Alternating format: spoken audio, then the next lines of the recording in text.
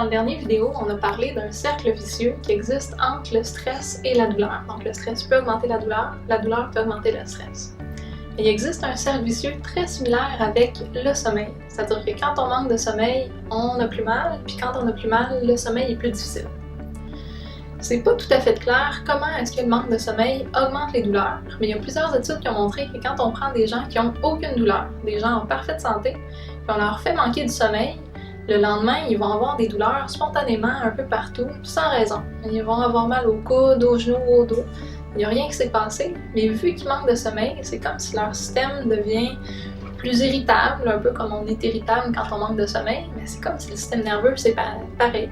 Il va avoir moins de tolérance pour les petits désagréments, il va avoir tendance à amplifier la moindre petite affaire qui se passe, il transforme ça en signal de douleur. Ça, si ça arrive chez les gens qui n'ont aucune douleur, c'est encore plus vrai chez les gens qui ont de la douleur chronique.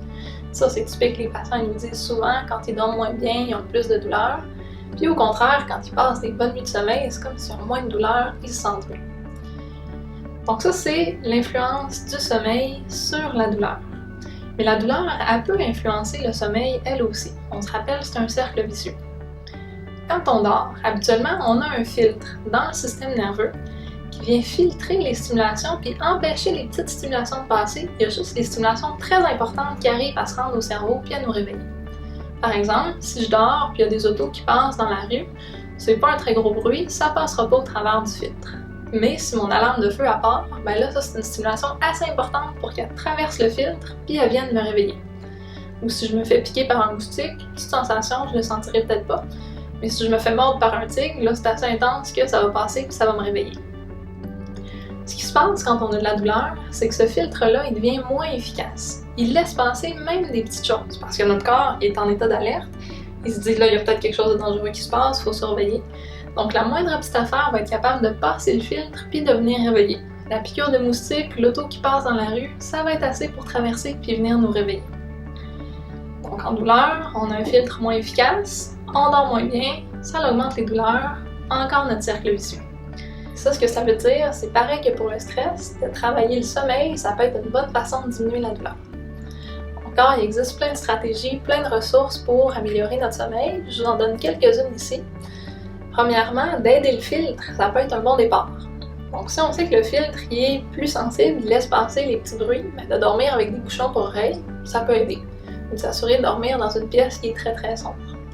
Sinon, d'avoir un horaire de sommeil le plus régulier possible, de toujours se lever, se coucher à peu près à la même heure, ça va aider. Et éviter de faire des siestes en après-midi, dépasser 3-4 heures. Une autre chose qu'on peut faire, c'est éviter les stimulants juste avant de se coucher. Donc le thé, café, chocolat noir en soirée, c'est moins bon. Et éviter de passer du temps sur les écrans dans l'heure avant de se coucher. Puis si vous n'avez pas le choix de passer du temps devant un écran, ben au moins d'avoir un filtre de lumière bleue. Ça, c'est une application qui peut se mettre facilement sur le téléphone, sur l'ordinateur. Ça va éviter d'avoir la lumière bleue qui vient stimuler puis réveiller notre système.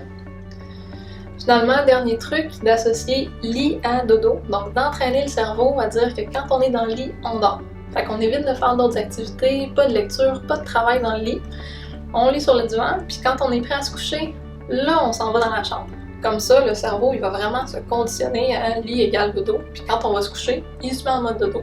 Fait que ça l'aide à s'endormir. Ça encore, je vous balance plein de trucs. Il y a beaucoup de ressources qui existent pour améliorer le sommeil. Ce qui est à retenir ici, c'est que le sommeil peut affecter la douleur nuit au sommeil. Donc d'essayer d'aller travailler le sommeil, ça peut être encore une fois une façon très efficace d'avoir un effet sur la douleur.